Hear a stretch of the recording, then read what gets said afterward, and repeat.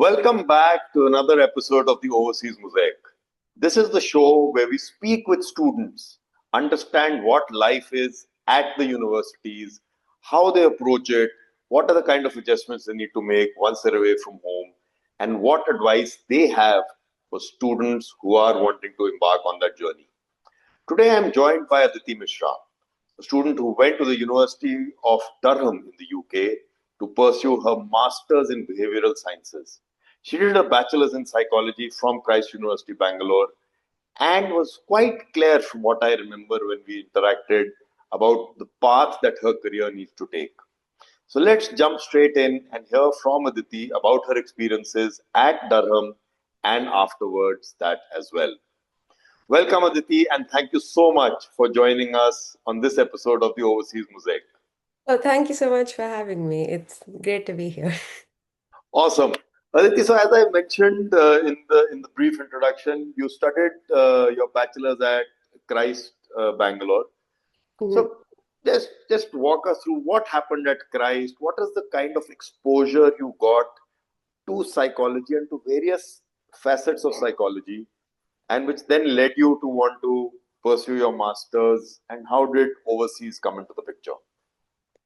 I think so. I did a triple major at Christ because I think right after school, I wasn't really sure about committing to one subject, I think. So I did psychology, sociology, and English.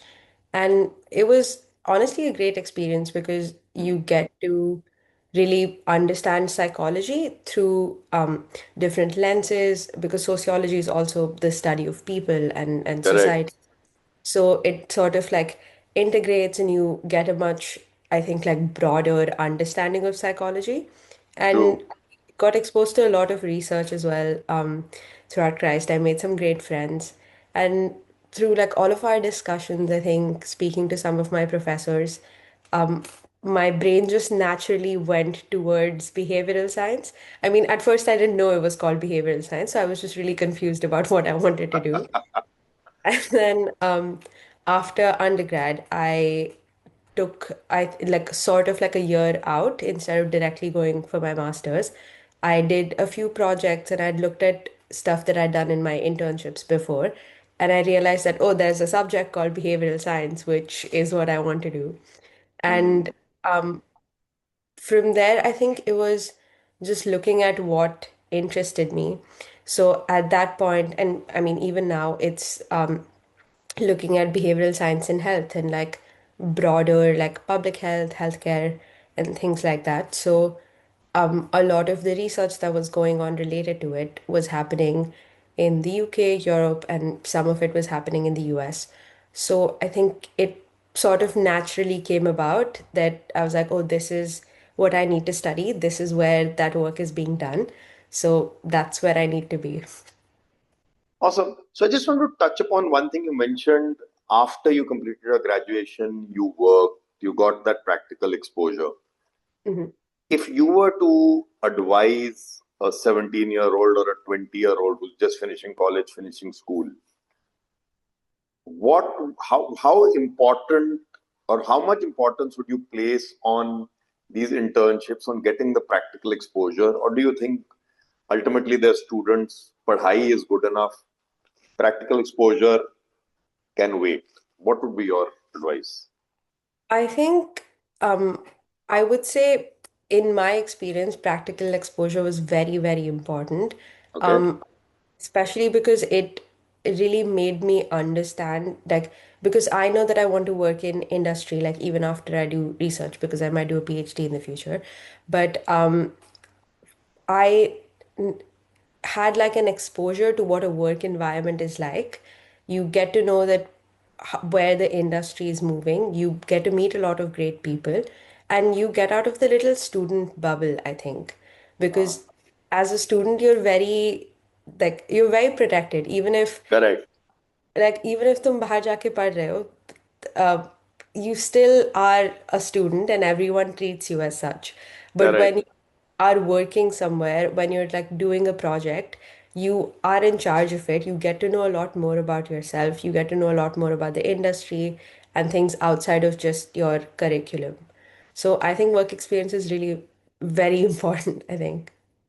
Awesome. I like what you said. I think it changes the mindset, it changes Mhm. your perspective, and it helps you look at things very differently. And obvious, the world out there is an amazing place, lots of opportunities, but it's important for students to be prepared. Awesome. Mhm. So let's jump in. You mentioned that while working, you realize that the field that you want to pursue is a field where a lot of work is happening in UK, Europe, and US. And yeah, we went through that entire journey. You reached the University of Durham, uh, great university. We have a lot of students who do end up going there. Uh, but the one question that always comes up is Durham is a small place. Mhm. So for especially kids who are coming from metros, that seems to be a dampener. Yeah, Durham जाके हम क्या करेंगे? So what was your experience outside classroom at Durham? I think I got really lucky in that way where I made a lot of really good friends right at the start. Okay, So I always ended up having plans for the evening after class. So it was a very packed schedule, I think. But I think in my case, one of the reasons why I picked Durham over going to uni in London that was because it was a smaller place. hmm, I think because I was in Delhi before and then in Bangalore, they're all really big places. So sometimes you want like the life of just having like some aspect of, I guess, like isolation or like understood. quietness, I think. So I think Durham जाके वो थोड़ी शांति मिली थी because it was quite quite small. But Uh, also I think it makes it feel it makes the transition easier, I think, okay, when you go from India uh to abroad because since it's more like insular, I guess, it's a very student town. So right, most people you'll meet there are students. Most of the people you interact with would be somewhat related to your university.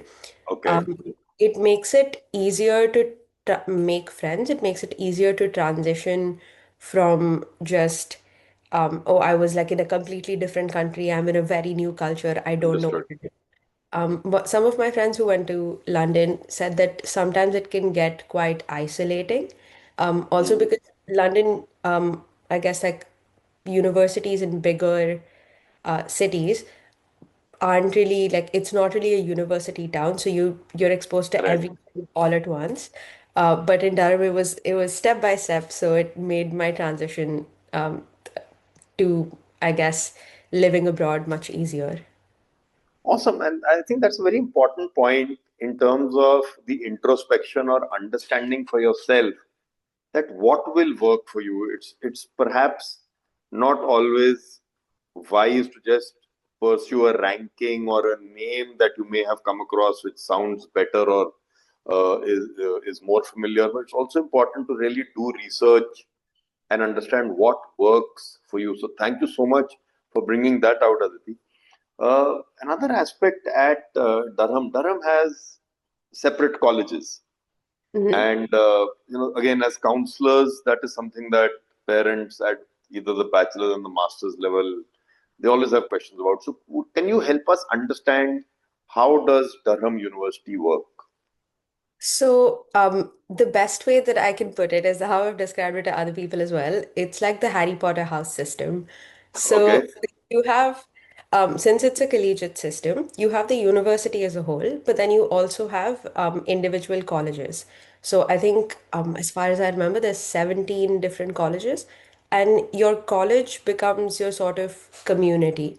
Mm-hmm. So, um, it's not related to like your study at all because there's your departments and like the other academic schools for that. Your college becomes your community in terms of sports for undergrads, and also, I guess, people living in student accommodation. It's also where you live, the people that you interact with the most. So it's Mm-hmm. sort of like your first induction into, I guess, community life at the university. Understood. So it's also where you'll take part in a lot of university sports and societies as well, because your college will have its own specific societies and its own specific sports and things like that. So you it helps to make it sort of like an introduction into the larger university. So Now, that's what house is. Yeah. and you mentioned societies. So, were you able to participate in societies? Was that something that a lot of students have very good things to say about? Going to these global universities. Ki societies alag alag hain. We get exposure to so many interests. What is your experience like there, Aditi? Oh, I had a great experience. I ended up trying out a bunch of new and different things. Um, I was in the psychology society. I also attended a few things for the yoga and Pilates society, which was great. It was I ended up going caving and hiking, which was quite nice. It was also really Wow. scary to go down a cave, I think. It was terrifying at first. But I think societies are very, very important. They help you meet people, which is great. They help you have new experiences, which you would probably not have Hmm. outside of a university society setup. Like you wouldn't have been introduced to it, and it becomes like an easy entry into it. Right. Like if I wanted to go caving elsewhere, I wouldn't have any idea. But because my friends were in the society and they told me about it, I was able to go. So I think societies are honestly a great thing, and I think a lot of students don't really consider the kind of university societies or the university environment that they're going into, True. and um, I think that's a very important thing to look at when you're going into a university, especially abroad, because it can get quite isolating, and societies provide like a way for you to find your own people. Very true. Very true. So tell me, Aditi, if you just go back and we talk of the time that you reached Durham and you were able to get into society, so you spent some time there. Hmm. So if you look at that point of time and all the experiences you had prior to that at Christ, the work you did, all the research you did before going to the UK, and your experiences while you were there, in what way did all these experiences contribute to your learning inside the classroom? Were they an important part of it? Did they complement it? Were they just fun? I think they complemented them for sure. Like they were also fun, but I think one of the main things is uh, going abroad can be very, very isolating. And if Hmm. you don't, I mean, I was a very social person even in undergrad. So I was very worried that the shift would be very strange, which is why I had sort of picked a collegiate university in a smaller student town. Hmm. But if you have good experiences outside of university, outside of the classroom, you make friends, you are in societies, you get surrounded by people. It helps you, I mean, it boosts your mood, which will boost your Correct. performance in the classroom. You won't be sad, you won't be stressed, especially because it is a stressful time when you move abroad. It helps you manage that stress. It helps you sort of integrate, even in things like having study sessions with my friends, especially during Hmm. my dissertations or during like our assignment, the times when our assignments were due. It really helped to have people around you, which was great. There's also academic societies like the Psychology Society, which had so many different seminars and events. There were talks from different researchers in their field, people who had different organizations who had like come to speak, which really does help you expand your understanding beyond just the curriculum. It helps you Understood.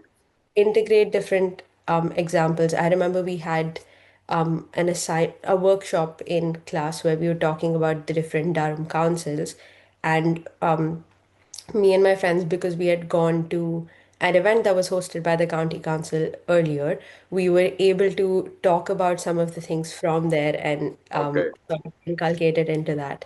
So that really helps. It any sort of exposure to different things, different perspectives, and knowledge would help you within the classroom because it'll expand your mind and help you think of new ideas. So I think that's genuinely really helpful, especially like students when they think just academics is their only focus. Hmm. They don't do anything outside. The outside thing is going to help your academic. Awesome, beautifully put, very nicely put. So let me try and put you in a bit of a spot, Aditi. You did your bachelor's here and you went for masters outside, which is what very high number of Indian students do end up Yeah. doing. But I'm sure you had classmates who'd also done their bachelor's, Indian students who'd done their bachelor's overseas and were now pursuing their masters. Yeah. Did you see any advantage or any difference in their approach? And if you got an opportunity to do it again, would you change the way you went about doing it? Um, I think I think it would differ from person to person.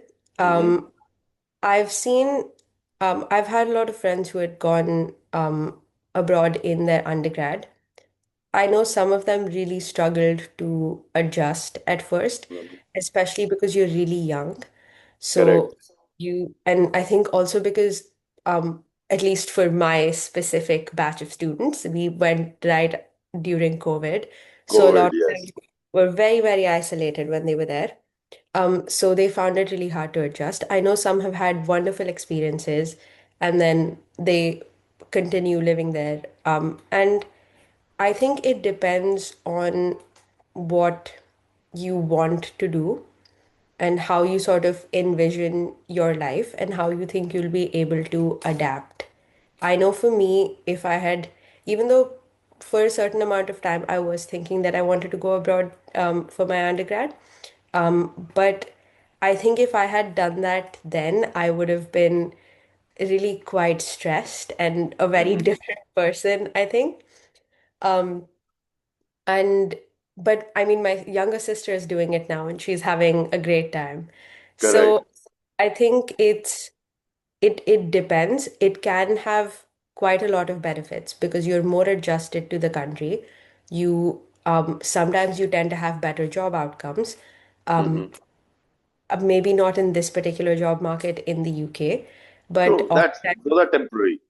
yeah, but I think in the US, I've heard that it tends to have um, some benefit to you if you were there for the 4 years and then your Correct. additional of masters, because they tend to look at you more favorably. You tend to have more um, experience within the country.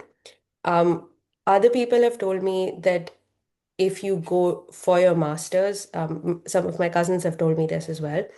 They say it's much better because you've had your 3 years or 4 years, depending where you went, of foundational undergrad. You were Mm-hmm. able to look at different things. If you did internships, international experience often like counts very well if you're going to be applying to companies, especially like in companies which have like global offices and things like Mm-hmm. that.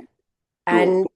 And I think you're also um, more aware of what exactly you want to do, so you can have a much better plan and pursue it better in your master's. Understood. So I think it's a mixed bag in both situations, and I think it depends on what you feel would be best for you as a person. Very true. I like the way that you repeatedly highlighted that it does depend on what works for you. So you spoke about your younger sister, uh, and she's at the University of Manchester, Yeah. right?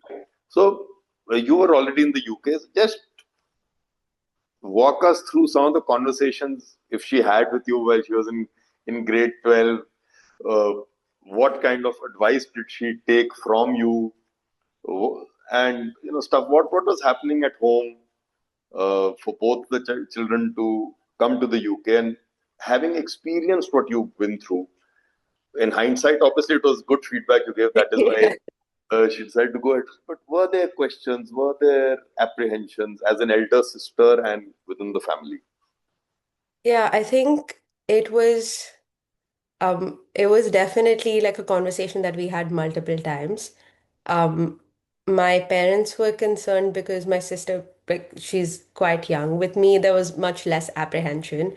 With Avantika, there was way more stress, I think, because she's also the baby of the family. So True.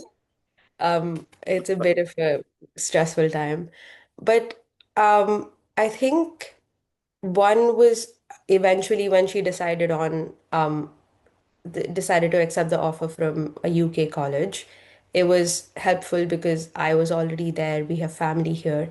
So it was an easier, I guess, thing for them to choose. But there's always the conversations of how is a kid going to adjust? How are they going to find Mm, there? The education system's really different. How are they going to go from like being in a house with your parents, with everything sort of done for you, correct. to suddenly being in a place where you have to do everything on your own. But I think because of my experience, it was easier, and I think my parents just sort of understood that it was something that Avantika was going to have to deal with on her own. In True. terms of picking universities, what advice that she had asked for me, it was mostly things about the university. I know parents are quite worried about like what kind of university it is, what ranking it has, or if the course is good. Mm, Students are worried about the kind of environment that they're going to be in, the accommodation. So that was quite a stressful process for her, I think. I think she had an offer from Durham and didn't end up picking it just because I went to Durham. But I think yeah, but Manchester treated her quite Manchester's well. a lovely place as well. Yeah, she's having quite a good time. I think I'm a little bit jealous of her undergrad experience, I think. But no, no, it's I'm just joking. But True. I think it's it's an important conversation for I think parents and um their children to have together is a few things that I've noticed. One is what the child actually wants to study and what they want to do when they're at university and what they're sort of expecting and then Hmm. what the parents are expecting. And I think things like finances, things like having an understanding of what responsibilities the child is going to have. These are really important things to discuss transparently with your kids Correct. right at the start. I know friends who've not had these conversations with their parents, and when they've gone abroad, it's suddenly become really stressful because they have to manage everything on their own. They have Hmm. to figure out their finances and everything. But it's really important to just, I think, keep communicating with your parents about stressful things because, and your parents are going to get really stressed as well. And I had some Correct. Correct. advice from my mom telling me to go look at the accommodation that Avantika was selecting and whether it was that. And As the elder sister, the buck stops with you.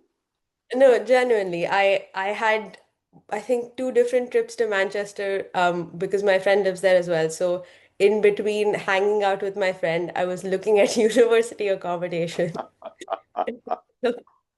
It was quite an interesting time. But I think And it made again, it just going back to the experiences that shape you, these are also experiences. You're responsible for your younger sibling and Mhm. how to view things. So amazing. I'm actually so happy that you had these experiences and you shared them. Uh, Maybe a last question about your masters and your experience at Durham before we shift into the work and how life is after university. Part-time work, because studying Mhm. outside is expensive, Yeah. and everyone just has the standard question ki hanji, we know we are allowed to work for 20 hours a week, and Yeah. stuff like that. And then there are these people who just assume that work means working at some restaurant or doing some odd jobs. But I know you yourself have, while you worked, while you were studying, it was in the university, in your department, if I remember correctly. Yeah. So share some light on that. What are the kind of opportunities that are there related to your course of study? Go and work in a Pizza Hut or a pizza joint or a burger joint are always easy. But what about opportunities related to your line of study? So, there's a couple of different things, depending on the kind of experience you want to get. So, I think I'll divide it into maybe three different things if to make it simpler. One is the academic roles that you can do. This includes things like research assistant. So, I was a research assistant for a bit as well. That was to gain more research experience. There's things like lab managers, and I think people can also work as TAs. I'm not sure if that's a big thing in, I don't know if that's a big thing in the UK, but that is a thing in the US. So there's these academic roles are really good if you want to gain more research experience. Hmm. You want to gain more of sort of management experience, I guess, in terms of like lab management and organizational things.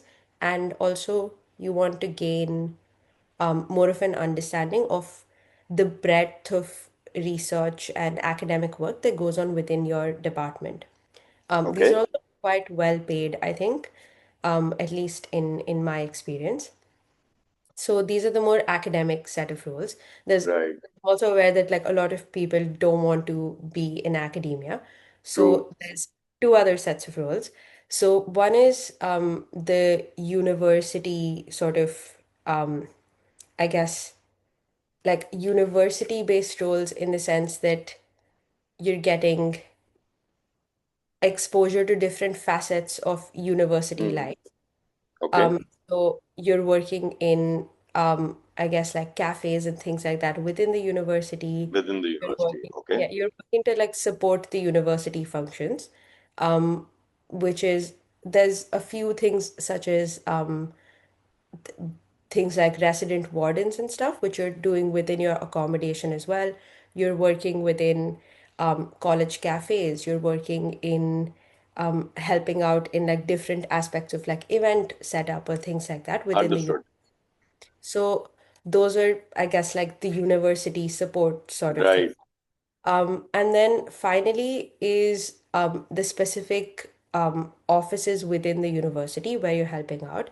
So I've seen that these usually come out in the UK right at the start or the middle of the academic year. So these are things like working in the alumni office. So you'll be Ah, calling up people who might potentially be donors. You'll be organizing alumni events. There's things which are associated with different academic departments. So another one that I did was a student ambassador role, which is quite popular as well because you end up interacting with people within your department. You end up interacting with people outside of university where you're talking to people sort of promoting your course. You're talking to potential new students, their hmm. parents, maybe taking them on campus tours, doing lab tours, and engaging with sort of the faculty and the students and getting them to interact. So those sorts of. Awesome. All right. So just to quick recap. So one is academic in your own line of study. Second is university support roles, Yeah. for want of a better word. My And wording third, for these is very vague because I was just trying to divide them to explain. so fair enough. And the third is, it's like alumni or support I mean, I guess, yeah, ambassadors. both of them can be subsumed under support roles, I guess. So I guess Agreed. it's So there academic are knowledge. there are lots of opportunities, and as you mentioned, you also uh, benefited from those. Awesome. So masters finished, and now I know you're part of a research program which is happening at the University of Sheffield. So tell us more about that, and uh, after that, I'd just like to jump into where do you think psychology as a subject Mhm. and what has happened so far, where does that take you next? Where do we see Aditi in the next couple of years? These are the two things I'd like to wrap up with. the very big questions that I don't know if I'll be able to answer.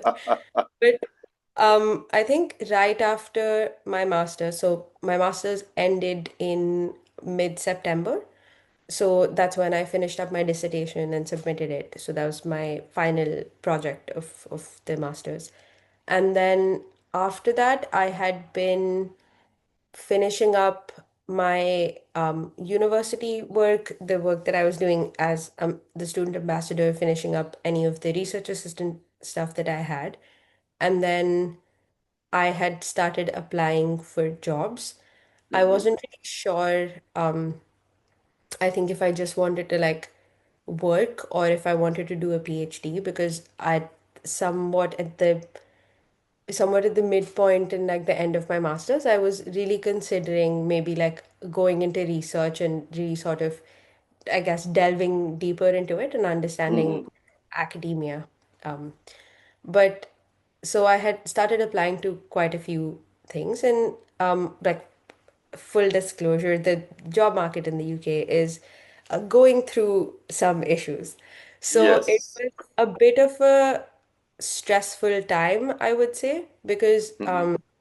you have to wait for a bit, apply for a graduate visa, and then you have to like keep applying for jobs in the meantime and things like that.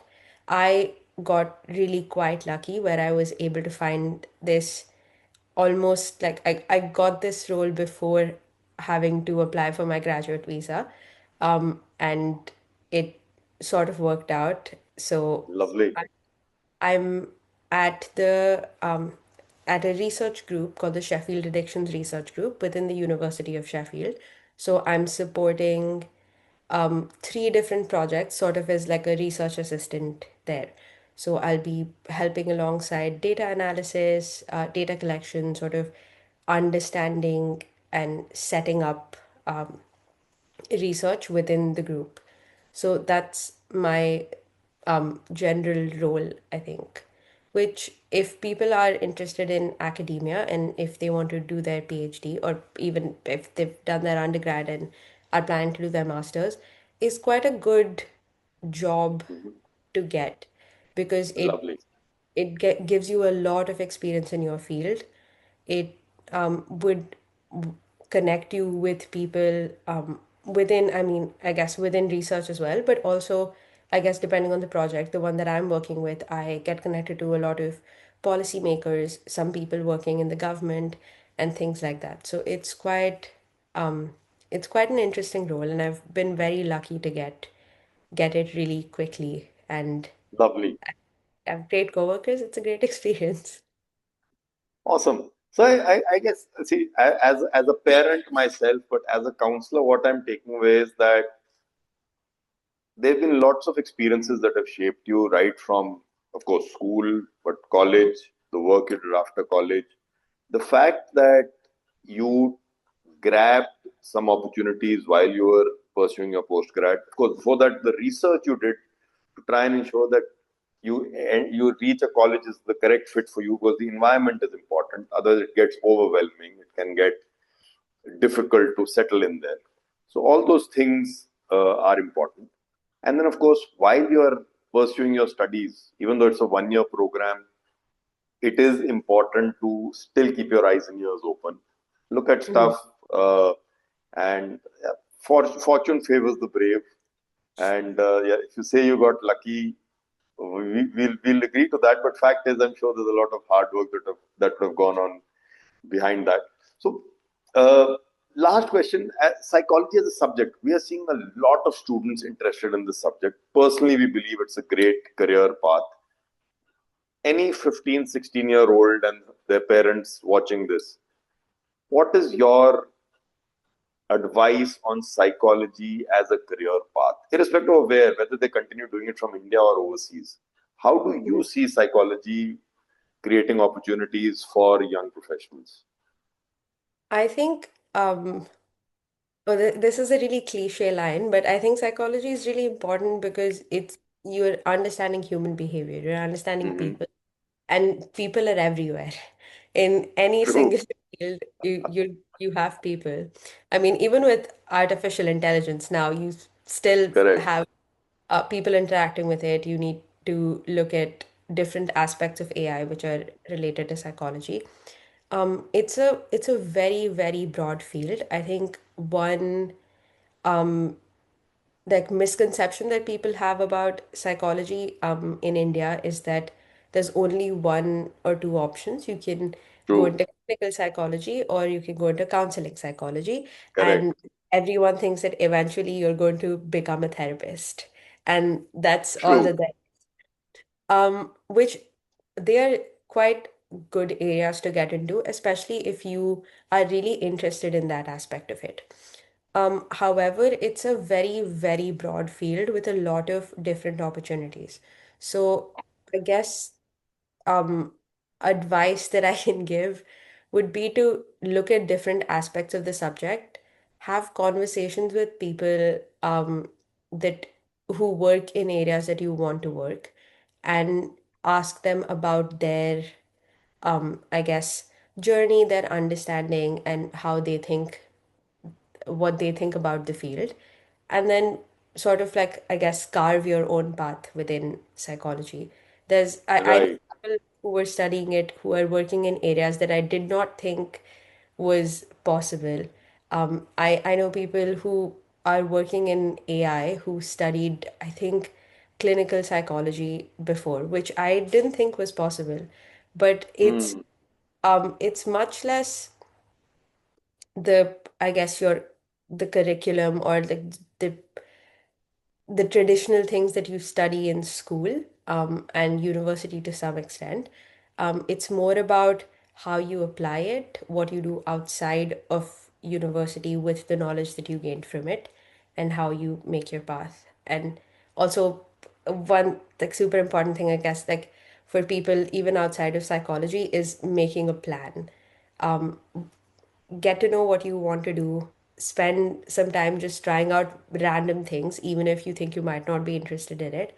Just go for it, do that strange internship you see, and then you'll get a much better idea of what you want to do. And then when you have it, make a plan and then stick to it. Yeah. Awesome. Awesome. I think that's a great place to end with on that piece of advice, Aditi. Uh, I really love the way you've managed to take us through this journey of a couple of years, but in a very concise, simple manner, and something that I feel is going to be of tremendous help for students and parents who are aspiring to look at their journey overseas. Thank you so much, Aditi, for joining us on this show of the Career Mosaic. It was a pleasure having you with us. Thank you so much for having me. It was a great, great conversation. Thank you. So there you have it. Aditi went to UK for her masters. She spoke about the importance of the work that she did after her bachelor's degree, which helped clarify what path to take. She spoke about choosing between a university in a large city like London, but choosing to go to Durham, which is a small city, and how she felt it made sense for her and how it helped her settle in. About the opportunities to work on campus, even in her field, and not just work at a burger joint or a pizza joint, and to what she's doing today, which is continuing that path forward, working on research, and hoping to convert this into further academic roles for herself. So, if you're a parent of a teenager or you're a teenager yourself who's thinking about exploring opportunities overseas, what I'd like to say to you is do your own research, reach out to a consultant, reach out to an expert. The information they have can always be helpful. And I'd like to end by thanking you for watching this episode of the Overseas Mosaic. Please subscribe to our channel, and we keep on bringing you these stories of change. Have a nice day.